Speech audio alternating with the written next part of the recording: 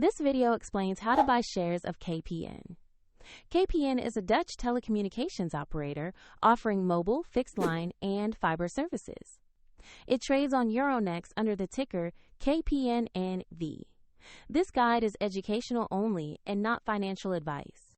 You will need a broker to buy the stock, and I will use eToro as an example to show the steps. After registering, you must verify your account, which usually requires an identity document, and add funds before you can place an order.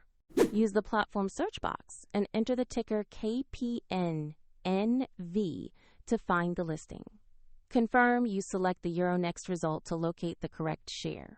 On the asset page, you will see basic company information and a price chart for KPN.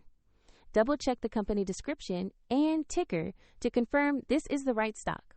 To place an order, click Invest or Buy. Choose the amount you want to invest, then review the order details and confirm.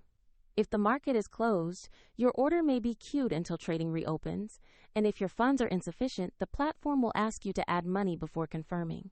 Your KPN position will appear in your portfolio after the trade is executed. Find the link to eToro in the video description if you want to follow the same example.